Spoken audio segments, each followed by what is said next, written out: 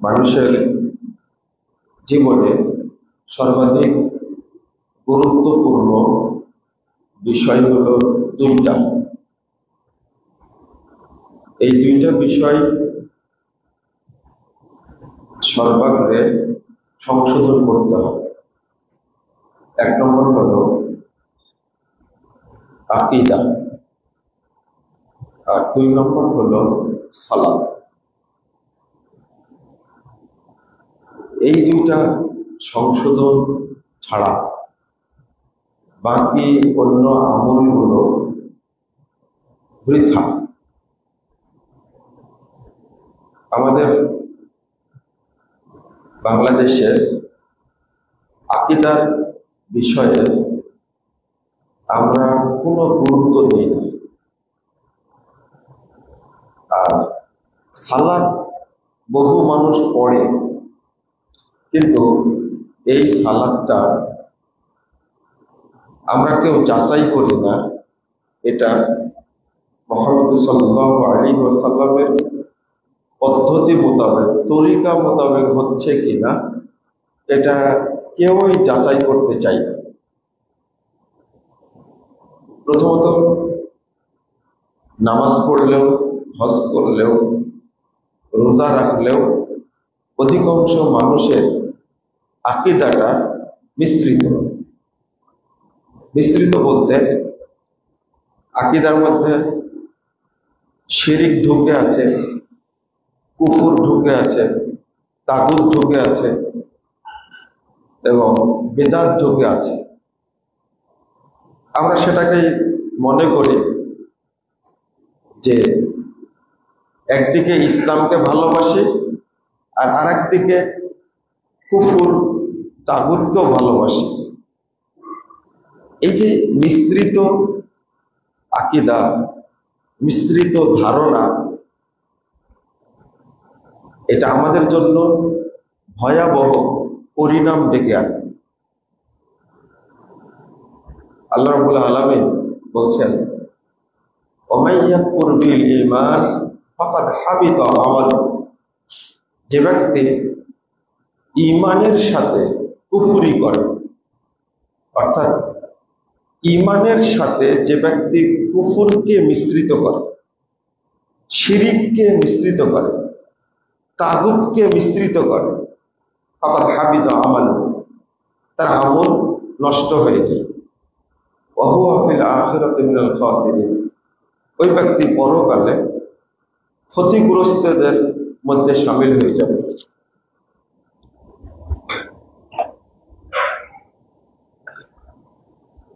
যদি আমরা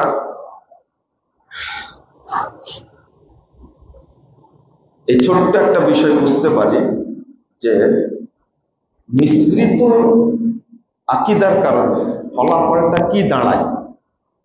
আল্লাহ বলছেন, ওয়ালা তালবিসুল হাক্কা বিল বাতিল, 42 নম্বর আয়াত সূরা বাকারা। তোমরা হককে বাতিলের সাথে মিশ্রিত করো। আল্লাহ বলছেন, ওয়া ইন্না কাসীরাম মিনান নাস বিলিকাই রাব্বিহিম লাকাফিরুন। আর একটা আয়াত আমরা সবাই জানি, আল্লাহ বলছেন, ওয়া মা ইউমিনু আকসারুহুম বিল্লাহ ইল্লা ওয়া হুম মুশরিকুন। সূরা ইউসুফ 106 নম্বর আয়াত। অধিকাংশ মানুষ আল্লাহর প্রতি ঈমান আনা সত্ত্বেও মুশরিক। ভাষাটা কেমন! আল্লাহর প্রতি ঈমান এনেছে, নামাজ পড়ে, হজ করে, যাকাত দেয়, কিন্তু আল্লাহ বলছেন তারা কি? মুশরিক। ভাষাটা সরাসরি মুশরিক বলছেন। আল্লাযীনা আমানু ওয়ালাম ওয়া মা ইউমিনু আকসারুহুম বিল্লাহ। অধিকাংশ মানুষ আল্লাহর প্রতি ঈমান আনে, মুশরিকুন, অথচ তারা মুশরিক। এখানে বললেন আল্লাহ তাদেরকে মুশরিক বললেন, অথচ আল্লাহর প্রতি ঈমান এনেছে। আর একটা আয়াতে আল্লাহ বলছেন, সূরা রোম 8 নম্বর আয়াত, আল্লাহ বলছেন, ওয়া ইন্না কাসীরাম মিনান নাস বিলিকাই রাব্বিহিম লাকাফিরুন।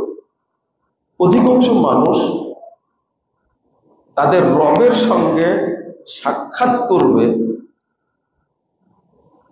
কাফের অবস্থায়, মানে রবকে বিশ্বাস করে সেই রবের সাথে সাক্ষাৎ করবে কি অবস্থায়? কাফের অবস্থায়।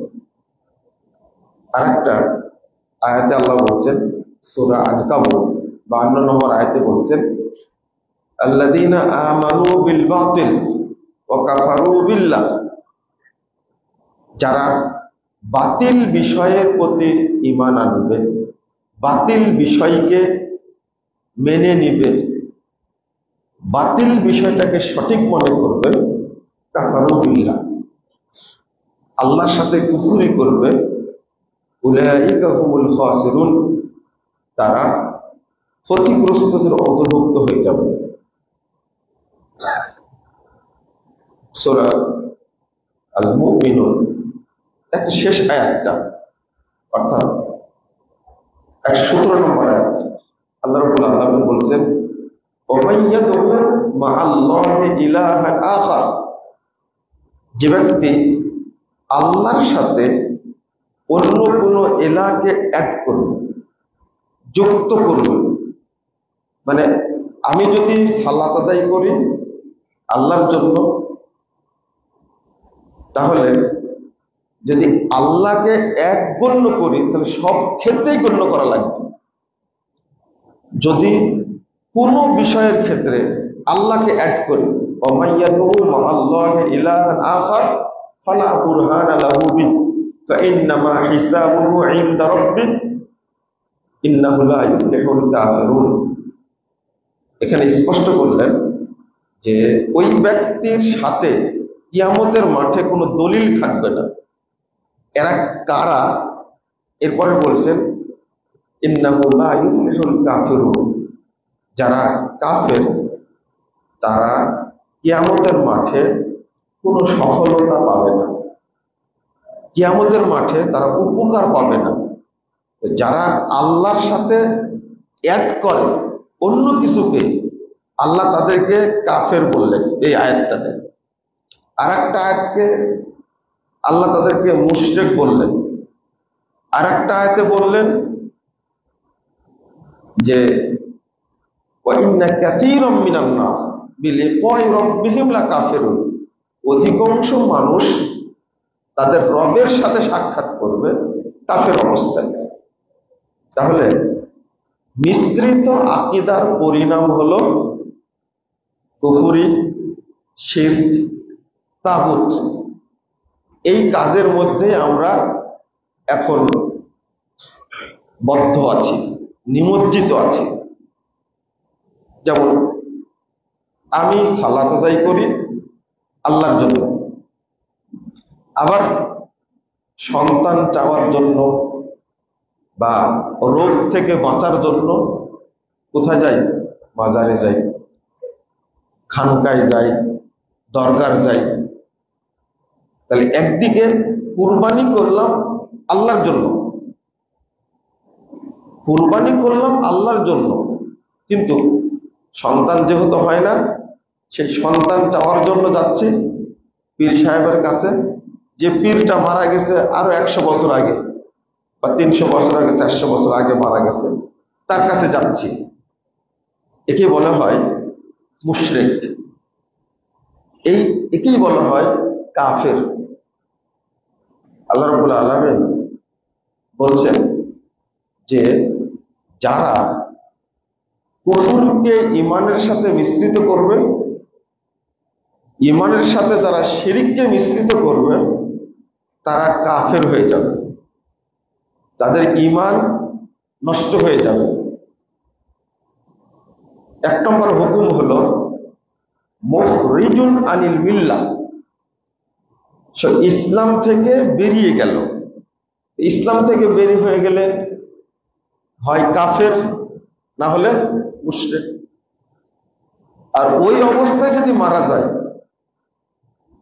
খালিদান মুখাল্লাদান ফিন্নার, তওবা ছাড়া যদি মারা যায়, তাহলে জাহান্নামে চিরস্থায়ী অবস্থান করবে, ও জাহান্নাম থেকে বের হতে পারবে না। তাহলে আমাদের আকীদাটা মিশ্রিত কিনা একটু যাচাই করি। আমরা বড় বড় উদাহরণ দিই, যেমন ইসলামের সাথে, ধরেন আপনি ইসলাম প্রতিষ্ঠা করবেন, ইসলামের সাথে এখন তো ইসলামটাকে সবাই পছন্দ করে না। ইসলাম প্রতিষ্ঠার ধারা হলো বাংলাদেশে, মাধ্যম হলো গণতন্ত্র। কি মাধ্যম? কি গণতন্ত্র। তো গণতন্ত্রটা হলো কুফরি তন্ত্র। এটা তো আর এই থিওরি তার ইসলাম দেয়নি। আমরা বাংলাদেশের মানুষ নির্বাচন আর গণতন্ত্র দুইটাকে এক করে ফেলেছি। সব নির্বাচন গণতন্ত্র না, এটা মনে রাখবেন। তো আগে বুঝেন এই মতবাদ হিসাবে গণতন্ত্র। এখন আমরা চেষ্টা করছি ইসলাম এবং গণতন্ত্র দুইটাকে মিলিয়ে যারা নামাজ পড়ে তারা সন্তুষ্ট থাকবে, যারা ধর্মকে ভালোবাসে তারাও সন্তুষ্ট থাকবে, নাস্তিক যারা আছে তারাও সন্তুষ্ট থাকবে, যারা জেনারেলি শিক্ষিত মানুষ আছে তারাও সন্তুষ্ট থাকবে। এইরকম একটা রাষ্ট্র ব্যবস্থা করার মানে খুব দারুণ পরিকল্পনা চলছে। কিন্তু এই পরিকল্পনার ব্যাপারে আল্লাহ রাব্বুল আলামিন বহু আগেই বলে দিয়েছেন। আল্লাহ বলছেন, ইয়াকুলুনা নুমিনু বিবাদ ওয়া নাকফুরু বিবাদ ওয়া ইউরিদুনা আইয়াত্তাখিযু বাইনা যালিকা সাবিলা। তাদের দাবি 150-151 নম্বর আয়াত সূরা নিসা। আল্লাহ বলছেন তাদের দাবি হলো আমরা কিছু নিব আর কিছু কি ছাড়ব, বর্জন করব। ওয়া ইউরিদুনা আইয়াত্তাখিযু বাইনা যালিকা সাবিলা। আর এই দুইটা মিলেই সুন্দর একটা পথ বের করব, একটা পন্থা বের করব, তাহলে একটা সমাজ ভালো চলবে, রাষ্ট্র ভালো চলবে, দেশ ভালো চলবে। আল্লাহ এদের সম্পর্কে বলছেন, উলাইকা হুমুল কাফিরুনা হাক্কা। এরাই হলো অরিজিনাল কাফের, এরা হলো একবারে পাকাপুক্ত অভিজ্ঞ কাফের। এর কারণটা কি? আল্লাহর বিধানের সাথে আপনি অপবিত্র নিজের বানানো বা কোন মুশরিক কাফেরদের বানানো থিওরিকে কখনো অ্যাড করতে পারবেন না। এই সুযোগ আল্লাহ দেননি, রাখেননি। আপনি এই চেষ্টা করবেন কেন? আল্লাহ স্পষ্ট বলেছেন, উলাইকা হুমুল কাফিরুনা হাক্কা। এরাই হলো অরিজিনাল কাফের। যারা মুশরিক তারা কিন্তু শ্রেষ্ঠ কাফের না। যারা মুশরিক তারা কিন্তু শ্রেষ্ঠ কাফের না। শ্রেষ্ঠ কাফের আল্লাহ তাদেরকে বলছেন, ওরা শুধু শিরিকটাই মানে, ওরা শুধু কুফুরটাই মানে। কিন্তু আমাদের অপরাধটা হলো আমরা আল্লাহর সাথে আরেকজনকে অ্যাড করেছি, এটা হলো অপরাধ। আমরা ইসলামের সাথে আরেকটা ধর্মকে কি করেছি? যুক্ত করেছি, মিশ্রিত করেছি। এইটা হলো সবচেয়ে বড় অপরাধ। যারা মূর্তি পূজা করে তারা কেবল মূর্তিকে নিয়ে ব্যস্ত থাকে। ওরা মূর্তি পূজকরা আল্লাহকে অ্যাড করে না ওই জায়গাতে। খেয়াল করেন কথাটা। আর আমি ইসলাম মানতে এসে, আল্লাহকে সেজদা করতে এসে আমি আল্লাহকে যুক্ত করলাম, মিশ্রিত করলাম। কার সাথে? কুফুরের সাথে, শিরকের সাথে।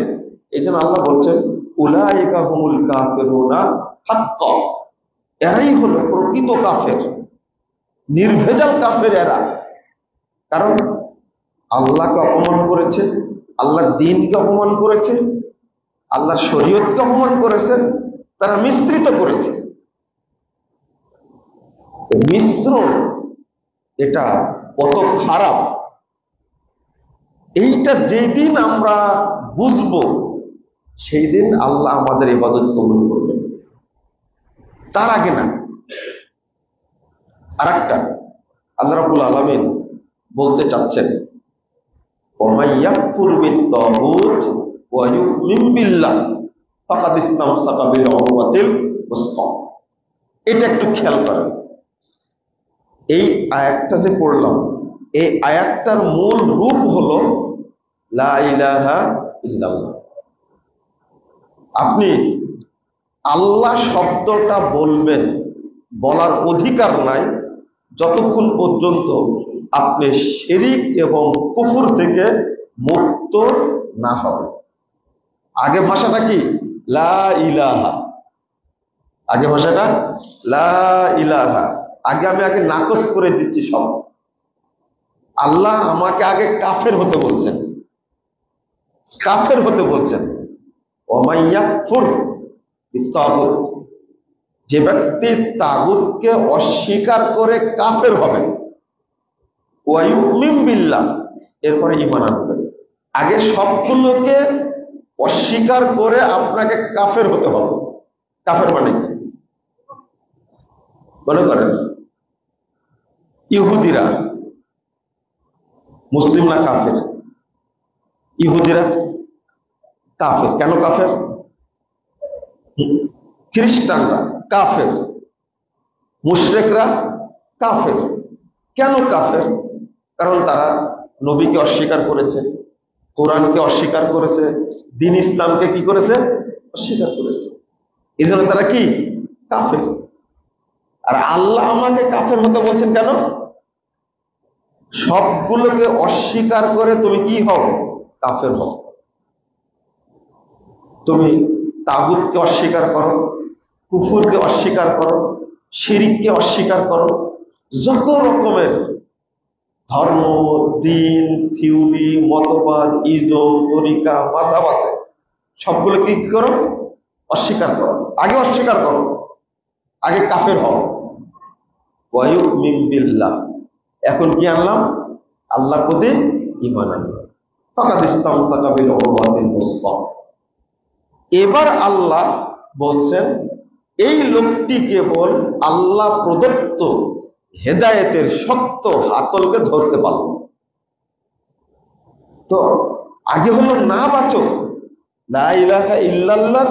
এই বাক্যটাতে দুইটা মূলনীতি আছে, একটা হলো নাফি আর ইসবাত, একটা নাবোধক আর একটা হাবোধক। আগে আল্লাহ বলছেন তুমি সবকিছুকে নাকচ করো, তোমার মধ্যে যদি কিছু না থাকে, নাকচ করার পরে তুমি বলো ইল্লাল্লাহ। কিন্তু আমরা অন্তরের মধ্যে সবকিছু রেখেই বলছি কি? ইল্লাল্লাহ, ইল্লাল্লাহ। মাজারে বসে থেকেই জিকির করছি লা ইলাহা ইল্লাল্লাহ। বসে আছি কোথায়? মাজারে। অথচ মাজারে বসে আল্লাহ শব্দ উচ্চারণ করাই হারাম। মিশ্রণ এত খারাপ জিনিস। ছোট্ট আর একটা বিষয় বুঝাই, বলছি, বোঝানোর চেষ্টা করছি বহুদিন যাবৎ। বাংলাদেশের মানুষ যে কোন দিন বুঝবে এই ছোট্ট মিশ্রণটা কত খারাপ। 3373 নম্বর হাদিস নাসাইয়ের মধ্যে এসেছে, রাসূলুল্লাহ সাল্লাল্লাহু আলাইহি ওয়াসাল্লামের কাছে খ্রিস্টান একটা পাদ্রী আসছে, খ্রিস্টান ধর্মযাজক এসেছে। আসার পর বলছে ইন্নাকুম তুশরিকুনা বিল্লাহ, এই তোমরা কিন্তু আল্লাহর সাথে শিরিক করো। ভাষাটা খেয়াল করে আল্লাহ রাসূল সাল্লাল্লাহু আলাইহি ওয়াসাল্লামকে বলছেন তোমরা আল্লাহর সাথে কি করো? শিরিক করো। এটা কি মেনে নেওয়া যায়? তাকুলুনা ওয়াল কাবা, তোমরা বলো কাবার কসম, মাশাআল্লাহু ওয়া শিতা, আর তোমরা বলো আল্লাহ ইচ্ছা যা সেটা করবেন এবং তুমি করবে। এই যে কথাটা তোমরা বলো, এটা তো শিরক। রাসূল সাল্লাল্লাহু আলাইহি সাল্লাম বললেন যে তোমরা বলবে ওয়া রব্বিল কাবা, কাবার রবের কসম।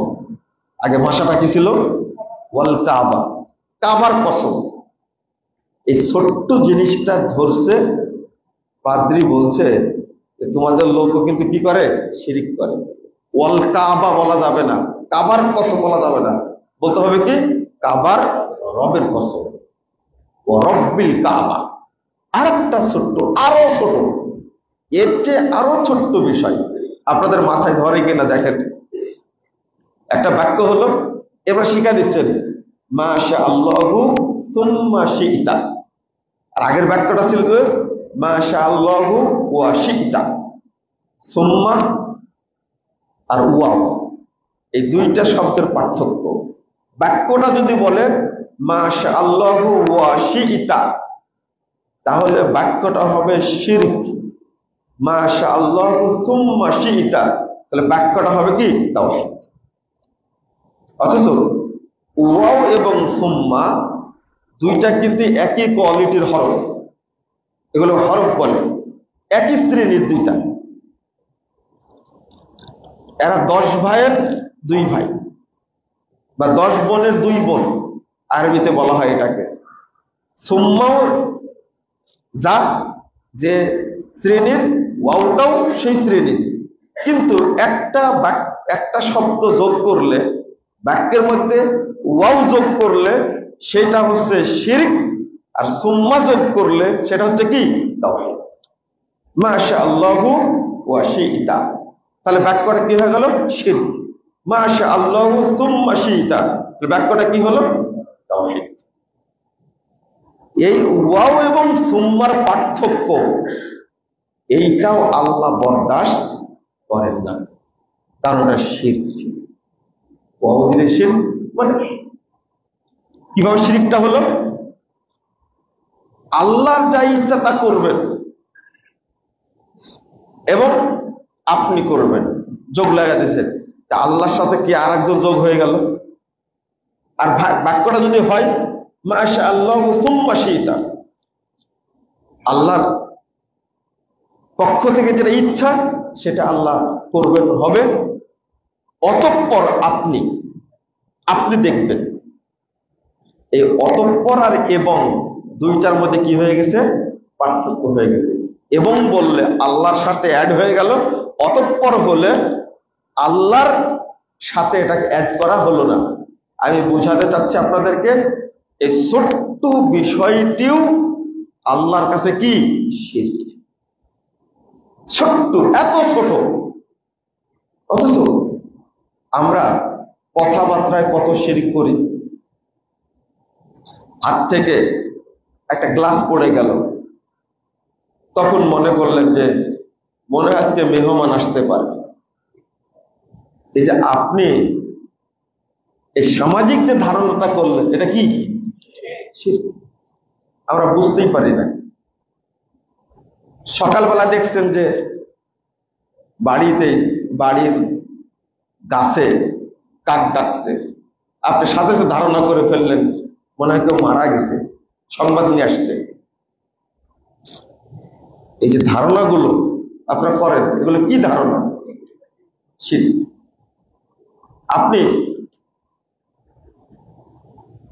আপনার বয়স 55 বছর, এখন অটো চালান বা রিক্সা চালান, ফজর সালাত পরে আপনি রিক্সা নিয়ে গেলেন, আমি রিক্সায় উঠলাম, 10 কিলো যাওয়ার পরে আমি আপনাকে 50 টাকা দিব ভাড়া।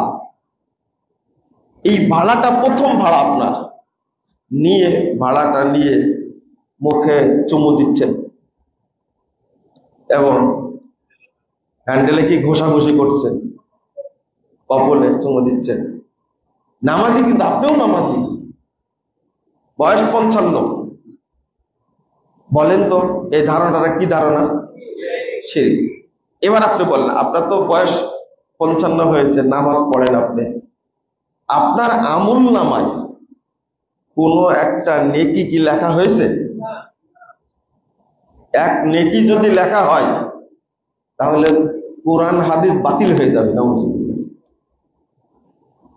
শিরকের ছোঁয়া থাকলে ওইটা নেকি হওয়ার কোনো প্রশ্নই আসে না।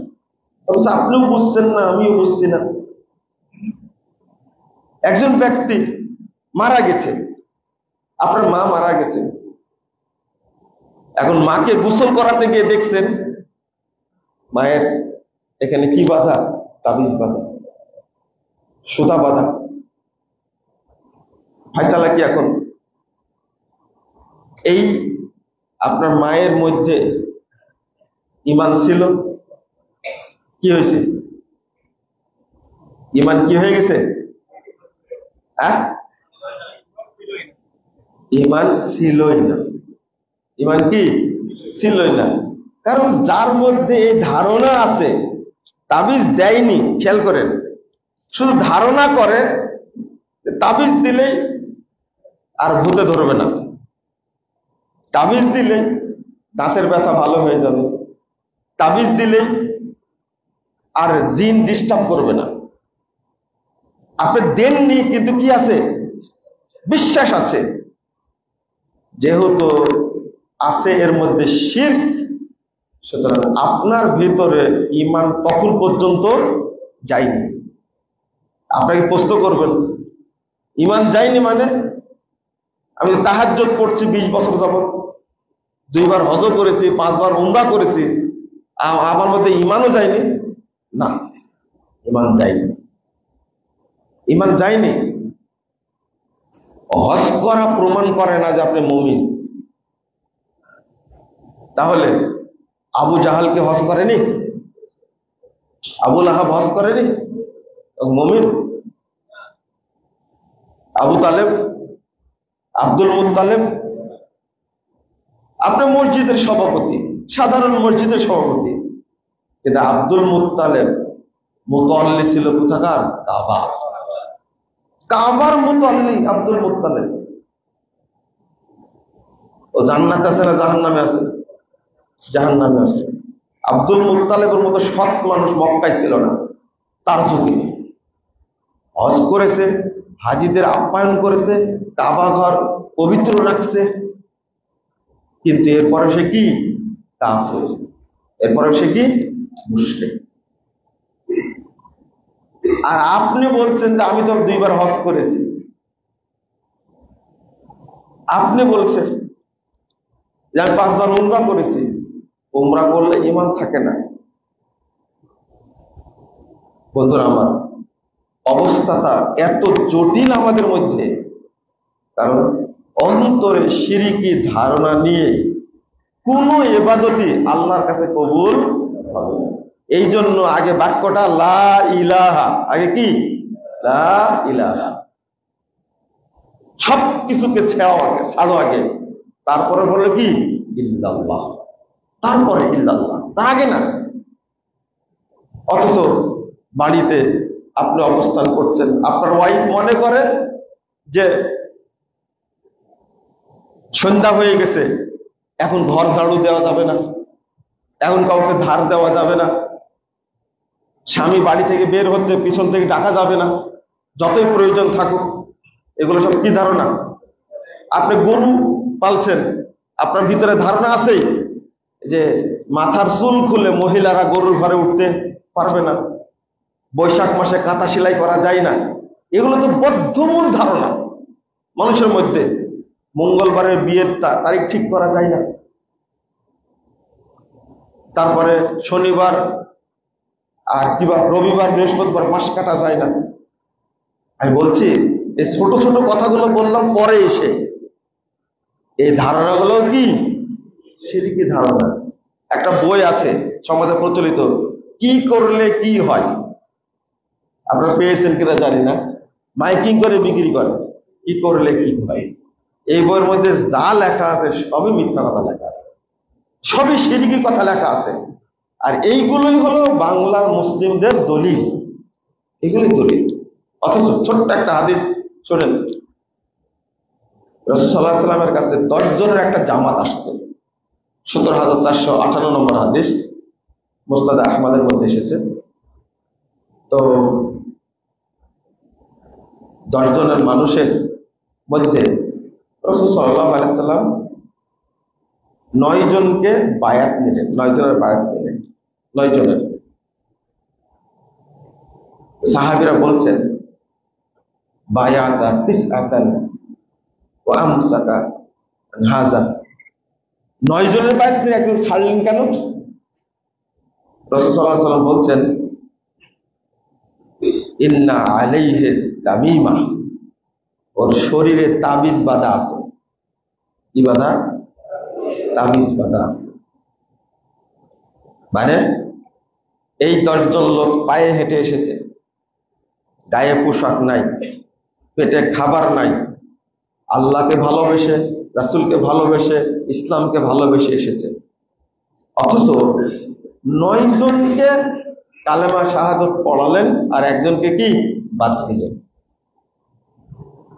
শুধু কিসের কারণে? তাবিজের কারণে। ফাআদখালা ইয়াদাহু, এই কথা বলার পরে ফাকাতাহা ফাবায়াহু নবী সাল্লাল্লাহু আলাইহি ওয়াসাল্লাম, এবার ওই লোকটি শরীরের ভিতরে হাত দিয়ে ওটা ছিঁড়ে ফেললো। এরপরে রাসূল সাল্লাল্লাহু আলাইহি ওয়াসাল্লাম তার বায়াত নিলেন। এবার বুঝেন তো, একজন ব্যক্তি আমার উপরে খেপে গেছিলেন, আপনার অনুবাদ ঠিক হচ্ছে না, তখন মুসলমানই নাই, এত দূর থেকে আসছে, আল্লাহ রাসূল এত কঠোর মানুষ না। আমি বললাম যে আমি অনুবাদ করছি হাদিস পড়ে পড়ে, আর আপনি বলছেন অনুবাদ হচ্ছে না। বলেন যে আমার মন মতো হচ্ছে না, ওর মন মতো হচ্ছে না। মানে এটা কেমন কথা? মুসলমান নাই সেই সময়, 10 জন লোক আসছে দূর থেকে, শুধু তাবিজের কারণে আল্লাহ নবী তাকে কালেমা পড়াবে না, এটা তো হয় না। ভাষাটা ঠিক, এটা তার জ্ঞান। কিন্তু আল্লাহর কাছে, রাসূলের কাছে বেশি মানুষ দরকার না তাওহীদ দরকার? তাওহীদ দরকার, তাওহীদ দরকার। ওর মধ্যে তাবিজ বাঁধা আছে। বলেন তো এটা নবীর দোষ না আল্লাহর দোষ? রাসূল সাল্লাল্লাহু আলাইহি ওয়াসাল্লাম কি এই দোষে দোষী?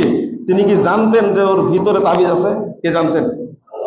আল্লাহ জানতেন। আল্লাহ বলে দিয়েছেন এই যে শরীরের মধ্যে কি আছে? তাবিজ আছে। ওকে আশহাদু আল্লা ইলাহা ইল্লাল্লাহ ওয়া আশহাদু আন্না মুহাম্মাদান আবদুহু ওয়া রাসূলুহু পড়ানো যাবে না। সামান্য তাবিজ থাকা অবস্থায় কালেমা শাহাদাত পড়তে পারবে না, শরীরের ভিতরে তাবিজ আছে তাই। তাহলে তাবিজ রাখা অবস্থায় নামাজ চলে কি করে? রোজা চলে কি করে? হজ চলে কি করে? এবার দেখলাম যে এয়ারপোর্টে তাবিজ খুলে রেখে দিয়েছে, জমা করে রেখে দিয়েছে। তাবিজ না থাকলে নাকি মরেই যাবে, বাচ্চা মরে যায়, জিনে নিয়ে যায়। এই বাংলাদেশে লাখ লাখ পরিবার আছে, তাদের ঐতিহ্যগতভাবে কোনোদিনই তাদের পরিবারে কি ছিল না? তাবিজ ছিল না, আজও নাই। তাদের ছেলেগুলো কি মরে গেছে? এই যে হাজি যে ভয়ে যাচ্ছে, একজন বলছে তাবিজ না দিলে কিন্তু আমি এয়ারপোর্ট পার হতে পারবো না। কি হবে? তো মরে যাব। এখন ওই লোক কি বলবে? এই খাটাস হজে গেছে, হজ থেকে ফিরে আসছে, বাংলাদেশে চলে আসছে, এখনো মরেনি। কিন্তু ও কেমনে জানলো তাবিজ খুলে নিলে কি মরে যাব? মাদ্রাসায় পড়তো একটা ছেলে, তার কানে যে চিকন, ওটা কি বলে, দুল, রিং রিং রিং পরানো ছিল। এখন আমি বললাম যে এটা তো রাখা যাবে না, কেটে ফেলবো। তো বলছে যে আম্মু বলে দিছে এটা যেদিন খোলা হবে সেদিন নাকি মরে যাব। আমি বললাম তাহলে আজকেই কাটবো। ও কান্নাকাটি অনেক, তো আম্মুকে বলি, তো ফোনে কথা বললো, বলার পরে আমাকে কত অনুরোধ করছে, বাবা এটা কেটো না। 13 বছর পরে আমার এই সন্তানটা হয়েছে। কত বছর পরে? 13 বছর পরে। আমি বললাম মরে গেলে যাবে, তখন আরো কান্নাকাটি শুরু করলো। দেখেন বদ্ধমূল ধারণা যে না আমি আজকে এটা কাটবো, মরে গেলে প্রয়োজনে জেল খাটবো, কিন্তু কাটবো আজকে। বিকেলের দিকে সন্ধ্যার পরে কেসিটা কেটে দিলাম। এই খাটা আজও বেঁচে আছে আলহামদুলিল্লাহ, মরেনি, এখনো বেঁচে আছে। এই যে ধারণাটা মানুষের মধ্যে, ধারণাটা ফেক না, মিথ্যা না, এটা বাঙালি মুসলিমরা এইভাবে ইসলামকে বুঝে, আর এইভাবে তারা কি মুশরিক। ভাষাটা খেয়াল করেন, নবী সাল্লাল্লাহু আলাইহি ওয়াসাল্লাম কালেমা পড়াবেন, দূর থেকে এসেছেন, ইসলামকে ভালোবেসে পড়ালেন না, কাট করে রেখে দিলেন, চলবে না।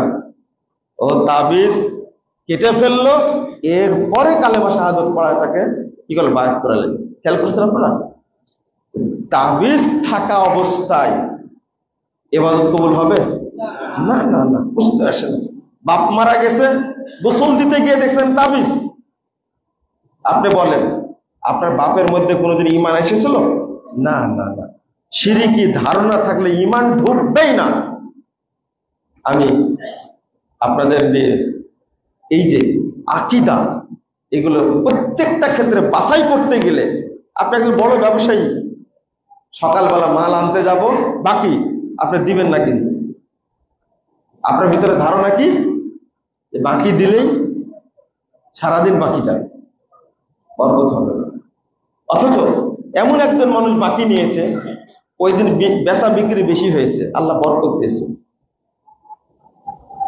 আপনি গতকাল বিক্রি হয়েছিল 10,000 টাকা, আর আজকে প্রথম বাকি দেওয়ার পরে বিক্রি হয়েছে 50,000 টাকা। তো সন্ধ্যায় গিয়ে বলছেন ওই লোকটা বাকি না নিলে আজকে হয়তো 1.5 লাখ হয়ে যেত। কত বড় নিমু খারাপ, চিন্তা করেন। সব উল্টা বলতে পারতো ভাষাটা, যে প্রথম বাকি দেওয়ার কারণে আল্লাহ হয়তো বরকত দান করেছে। বাকি দেওয়াটা বরকত না, বরকত। কর্জ দেওয়াটা বরকত। আপনি 1 লাখ টাকা কর্জ দিয়েছেন, রাসূল সাল্লাল্লাহু আলাইহি ওয়াসাল্লাম বলছেন যতদিন তার কাছে থাকবে প্রত্যেক দিন ওই 1 লাখ টাকা দান করার সমপরিমাণ নেকি তার আমলনামা আল্লাহ দিতে থাকবে। আপনি একটা জিনিস তাকে দিলেন, আপনি তো একসময় টাকাটা পাবেন, কিন্তু আপনার আমলনামায় আল্লাহ কি দিতে থাকবেন?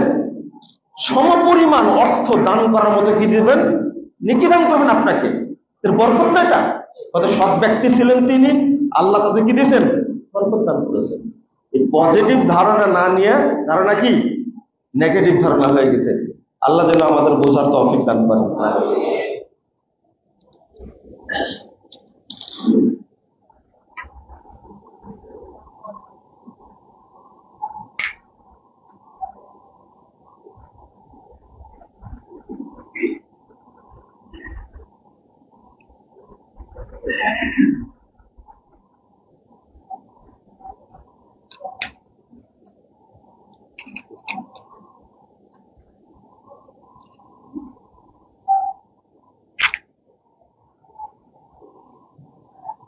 আলহামদুলিল্লাহ ওয়াহদাহু ওয়াসসালাতু ওয়াসসালামু আলা মান লা নাবিয়্যা বা'দা। সম্মানিত মুসল্লিবৃন্দ, আমি আর অল্প 2টা কথা বলি। আকীদা চ্যাপ্টারটা গেল। আমরা যে সালাতটা আদায় করি, আপনাদের প্রতি অনুরোধ থাকবে সালাতটা শুদ্ধভাবে আদায় করবেন। বলেন ইনশাআল্লাহ। প্রত্যেকেই বলেন ইনশাআল্লাহ। ইনশাআল্লাহ একটা পাওয়ার আছে, আল্লাহ আপনাকে তৌফিক দিলে শুদ্ধভাবে আদায় করবেন ইনশাআল্লাহ। সেটা হলো রাসূল সাল্লাল্লাহু আলাইহি ওয়াসাল্লাম বলছেন,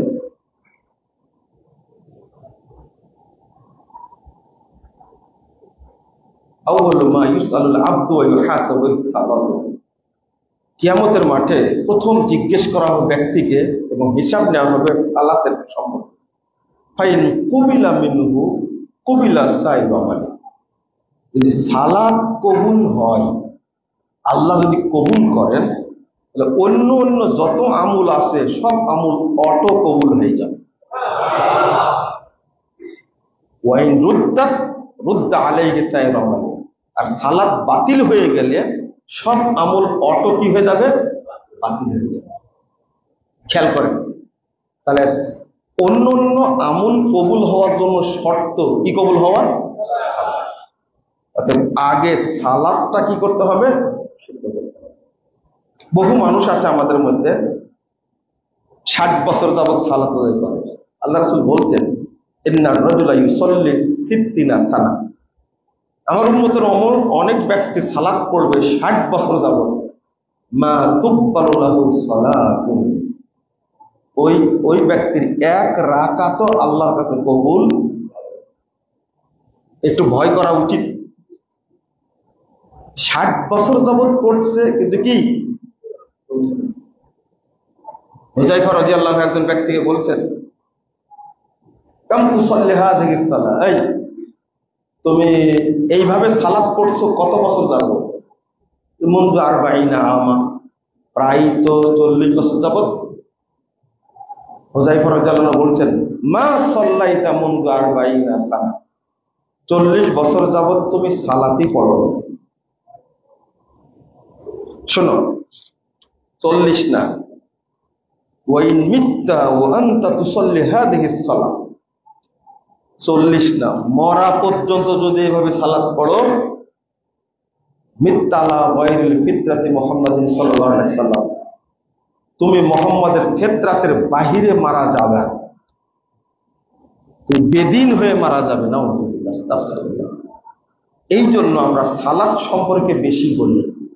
এই অনুভূতিটা আমার কাছে বেশি লাগছিল। আমরা সালাতের উপরে একটা বই লিখেছি, জাল হাদিসের কবলে রাসূল সাল্লাল্লাহু আলাইহি ওয়াসাল্লামের সালাত। তো অনুভূতি আমার অতটা হতো না, বা আপনারা বুঝবেন না। আমার সাথে যখন দেখা হলো আল্লামা দেলাওয়ার হোসেন সাঈদী রাহিমাহুল্লাহ, আমি জেলে যাওয়ার 1 বছর আগেই তিনি এই বইটা পড়ে পত্র লিখেছিলেন। পত্রের শিরোনাম ছিল, ভুল সংশোধনে সফলতা আছে, ব্যর্থতা নেই, লজ্জারও কিছু নেই। শিরোনাম 9 পৃষ্ঠার পত্র, ভুল সংশোধনে সফলতা আছে, ব্যর্থতা নেই, লজ্জারও কিছু নেই, এই শিরোনাম লিখেছিলেন। এরপরে 13 সালের 25শে ডিসেম্বরের পত্র এটা। আর আমার কপালে জেলে হলো গেলাম 14 সালের 7ই নভেম্বর। তার সাথে দেখা হলো আরো 10 দিন পরে গিয়ে, একই সঙ্গে থাকলাম। অনুভূতি ব্যক্ত করেছেন এমন ভাবে যে আমরা কত নেকি থেকে বঞ্চিত হচ্ছি। 3 মাস 22 দিনে তো অনেক কথাই হয়েছে, তাই না? সবচেয়ে বেশি অনুভূতি প্রকাশ করেছেন যে সালাত যে আমাদেরকে শুদ্ধভাবেই পড়তে হবে, না হলে অন্য আমল অটো বাতিল হবে, এই জিনিসটা বাংলাদেশের মানুষ জানে না। এই জন্য আমরা চেষ্টা করব সালাতটা শুদ্ধভাবে আদায় করা, ইনশাআল্লাহ। সালাতটা শুদ্ধ করবেন অবশ্যই। আগে শুদ্ধ করবেন কি, আকীদা।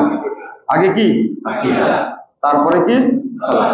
আকীদা না থাকলে সালাত পড়ে কি করবে না, কোনো লাভ নাই। সালাত শুদ্ধ হয়ে কোনো লাভ নাই। আল্লাহ যেন আমাদের কবুল করে দেন, আমিন। আল্লাহ যেন মুসলিম উম্মার উপর রহমত নাজিল করেন। বিশেষ করে আল্লাহ যেন ফিলিস্তিনকে বিজয় দান করেন, আল্লাহ যেন ইয়েমেনকে বিজয় দান করেন, আমিন। আর ফিলিস্তিনে যে সমস্ত ইহুদি আছে, আল্লাহ যেন এদেরকে ধ্বংস করে দেন, আমিন। আল্লাহ যেন এদেরকে ফিলিস্তিন থেকে নিশ্চিহ্ন করে দেন, আমিন। আল্লাহ যেন মুসলিম উম্মাহকে শক্তিশালী করে দেন, আমিন। দোয়া করেন, একদিন কবুল হবে ইনশাআল্লাহ। কত সুন্দর, এখন কত আনন্দ লাগে। এবার হজে গিয়ে এক সিরিয়া ভাইয়ের সাথে কথা বললাম, তো ভালো লাগলো। 53 বছর পরে এ দেশটা স্বাধীন হয়েছে, আলহামদুলিল্লাহ। শিয়া বাশার আল আসাদ, তার বাপের নাম ছিল কি হাফেজ আল আসাদ, এই 2 শয়তান মিলে দেশটাকে ধ্বংস করে দিয়েছে। অবশ্য আল্লাহর অনেক শুকরিয়া, সৌদি আরব তার দায়িত্ব নিয়েছে। বিশ্ব ব্যাংকে যত ঋণ আছে সব ঋণ সৌদি আরব পরিশোধ করে দিবে, কিন্তু টাকা নাই তো তাদের। সরকারের যত বেতন লাগবে সমস্ত বেতন মাসিক যা লাগবে সব সৌদি আরব পেড করবে। এই যে একটা রাষ্ট্র যে পাশে থাকা কতটা কল্যাণকর, এটা আমাদের দেশটার অবস্থা আরো নাজুক, তাই না? আমরা ভিক্ষা করে বেড়াচ্ছি ওই আমেরিকার কাছে, চীনের কাছে, কিন্তু এই জুলানি সিরিয়ার প্রেসিডেন্ট, সে প্রথম দেখা করলো কার সাথে? সালমানের সাথে দেখা করে আসবে, তাই না? আর আমাদের দেশ ভালোভাবে পরিচালিত হোক এই জন্য চাই না যে কুয়েতের সাথে যোগাযোগ রাখি, সৌদি আরবের সাথে যোগাযোগ রাখি। সব সময় এই অমুসলিম মানে চীন বলেন, ইন্ডিয়া বলেন, ওই রাশিয়া, ওই আমেরিকা, এরা কিছুই দিবে না আমাদেরকে, খালি কি টোপ দিবে। যা কিছু দেয় মুসলিম রাষ্ট্রগুলোই দেয়। আমরা দোয়া করি আল্লাহ রাব্বুল আলামিন যেন এই দেশটাকে, আমাদের এই দেশটাকে যেন তাওহীদের দেশ হিসাবে কবুল করে নেন, আমিন।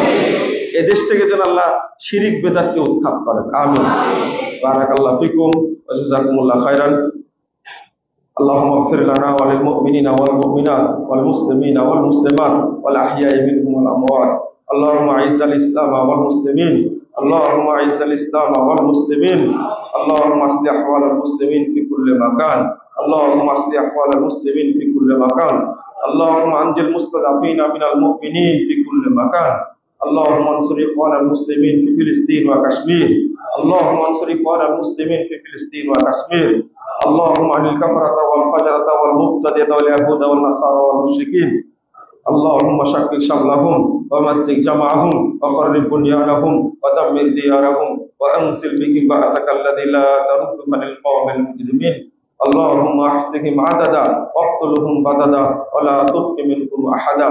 اللهم إنا نستعينك ونستغفرك ونتوب إليك ونثني عليك الخير. اللهم إياك نعبد ولك نصلي نرجو رحمتك ونخشى عذابك إن عذابك الجد بالكافرين ملحق. ربنا آتنا في الدنيا حسنة وفي الآخرة حسنة وقنا عذاب النار. ربنا فاغفر لنا ذنوبنا وكفر عنا سيئاتنا وتوفنا مع الأبرار. ربنا تقبل منا إنك أنت السميع العليم وتب علينا إنك أنت التواب الرحيم. وصلى الله على النبي.